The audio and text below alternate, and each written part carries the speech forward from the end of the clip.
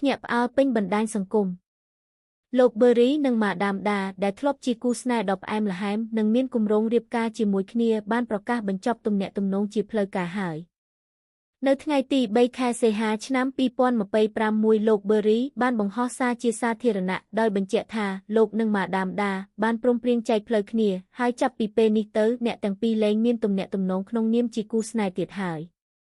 ក្នុងសារនោះលោកមិនបានបកស្រាយលម្អិតអំពីរឿងរ៉ាវដែលកើតឡើងឡើយលោកគ្រាន់តែបញ្ជាក់ថាអ្នកទាំងពីរនៅតែអាចរាប់អានគ្នាជាមិត្តល្អខណៈមូលហេតុដែលនាំឲ្យសម្រេចចិត្តបញ្ចប់ទំនាក់ទំនងគឺដោយសារតែការរស់នៅមិនចុះសម្រុងនឹងគ្នា